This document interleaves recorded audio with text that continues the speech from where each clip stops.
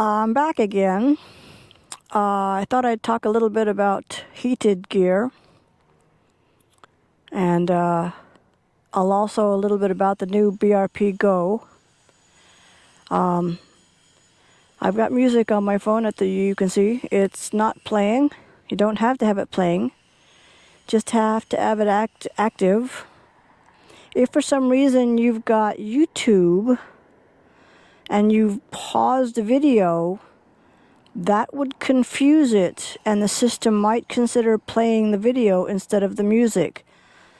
So I have found that you really only need one app that plays music or sound active. And you have to have the BRP Go app open. I'm hoping they'll change it back to the way it was with Connect. But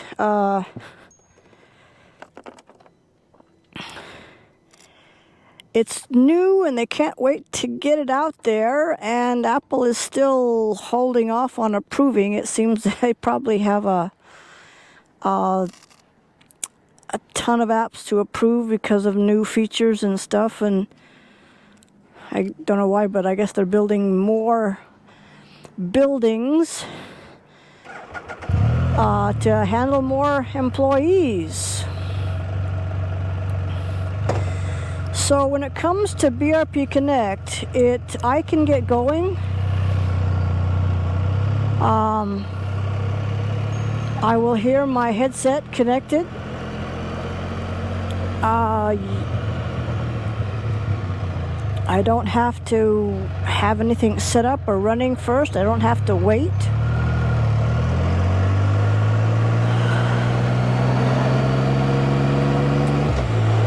And I can actually push the joystick up. If music was playing, then it would almost automatically just keep playing when it connects to the bike. But if it wasn't playing, as you saw it wasn't, then you push the joystick up and it just starts playing. Push the BRP Go button on the back, and I've got access to all my apps. I can start one going. With Rever, as mentioned before, push the joystick up, choose favorites. I've got a favorite little short ride to a gas station near where I live. And I can activate that route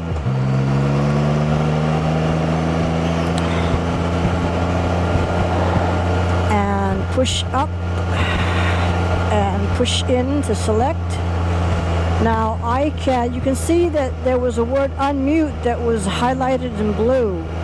If I hit that, then it would unmute it and I would hear directions. If I push the joystick up, I can unmute it. So now I would hear directions from Rever. The kicker is that Rever, I couldn't tell you if it downloads map data for the route, but if I find myself in areas with no cell service, it tends to not work real well. Sygic and Genius Maps have downloaded maps ahead of time,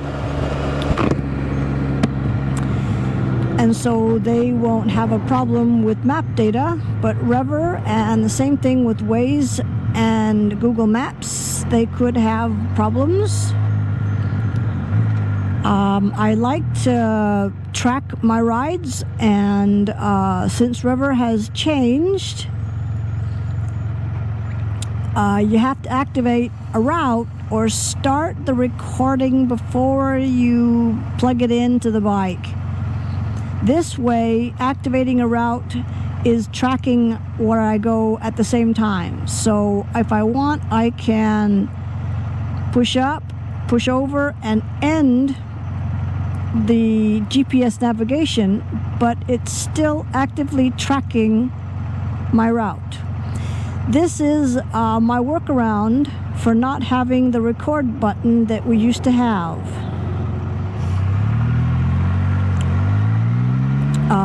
I can start any of the other apps if I want to. Push the joystick in and hold. Takes it out. I can choose Genius or Sygic.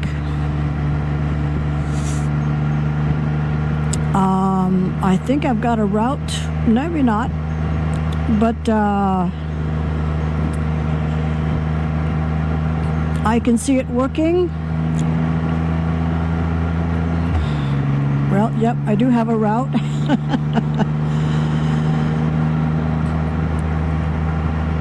But it's that easy to use. And because I haven't had the bike plugged into a battery charger, I use Battery Tender Junior.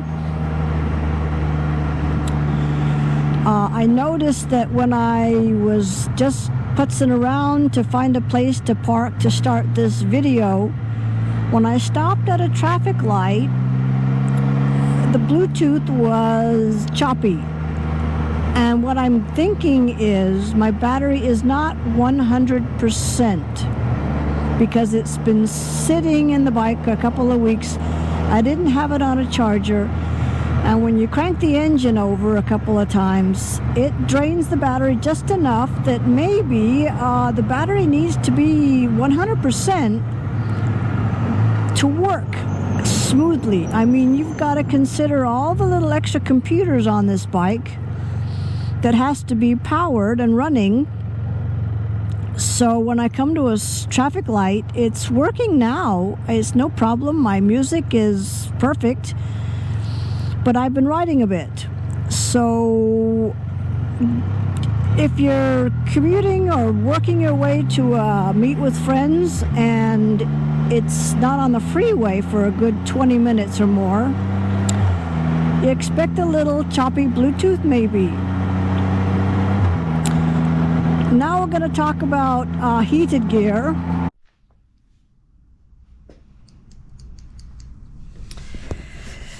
Okay, I'm going to talk about heated gear. Many years ago when they first came out, Gerbing came out with it. They came out with basically a rocker switch, and you wired it to the battery and you used a rocker switch and you turned it on and it would get fully hot, and then when it got too hot you'd turn it off, and when it got too cold you'd turn it back on again. When it got too hot you'd turn it off again. And eventually they came out with a heat controller, which they called a heat troller. But when that one gave out, before I went and bought a new Gerbing, I thought, let's try this hot wired. And this works differently. It plugs in similar to the Gerbing. It's got the cable there, but it's got a button.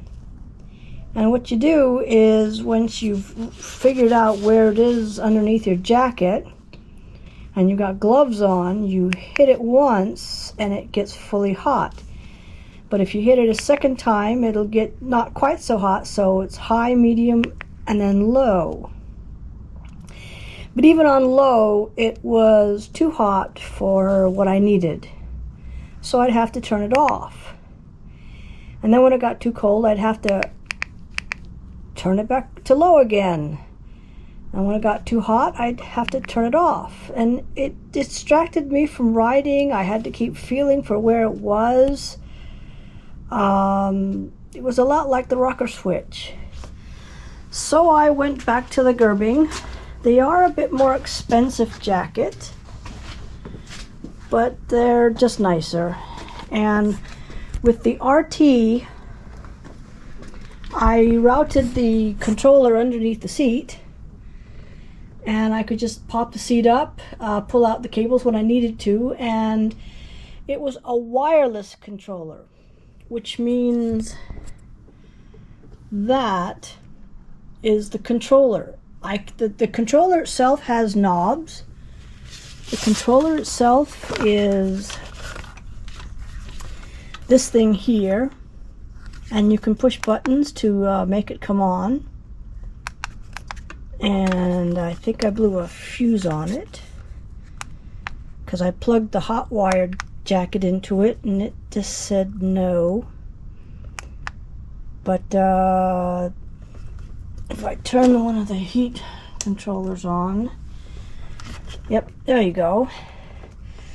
So I use this, but I don't need to see it. So I've got it in this drink holder the Monster makes. It's got a pouch, and I can just pull the cables out when I need to. And this controller, which I've just got snapped on with that 3M, and I want to get a leash for it, but it's perfect. I can control just enough heat for the gloves and the jacket liner. And with my Goldwing, I actually bought their what they have is an internal one, which means you have to find a panel somewhere on the bike, drill holes, and put the plugs in and the dials right on in that panel. And for the Goldwing, it was perfect. For the Spider, I have yet to figure out what to put on this bike. So they also have what's known as a wireless controller. The controller, as I mentioned in the video, is in the pouch on the left side of the F30. On my RT, I had it under the seat, and the wireless controller is right here on my handlebars. And all I do is remember which one I plug my vest into and turn the knob. I do have heated glove liners. I have a really old pair of leather gloves with the gauntlets and the fringe, and they're black. But I got them so that I could wear a pair of liners. I mean, I could put those gloves on over these. They're that big. So I can put the liners on and then put those gloves on. And the heated grips and the wiring was on top of the gloves. I had the toastiest hands ever. So if you find yourself without a heated liner or jacket, or even if it crapped out, I know someone who did, and the couple wanted to go home because her liner wasn't working. And I just said, well, you got your rain gear. You should never leave home without it. Even if it's going to be a sunny day, always have that rain gear packed someplace. That, as many people have mentioned, is like a sauna suit. So it'll actually keep you almost as warm as the heated jacket or the heated liner.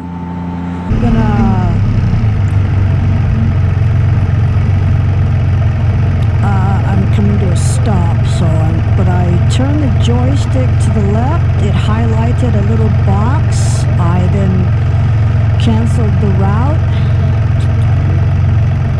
Push the joystick in. I can go back to Rever. I've got music playing, so I don't need to start dash radio. My tire pressure. So now I'm gonna get back on the expressway and beat feet home because it's lunchtime. And then maybe I'll get to editing this video and get it uploaded. I found that uploading a 480p video takes about 20 minutes to a half an hour. Uploading a 1080p video takes about 2 to 3 hours. I've got slow Wi-Fi.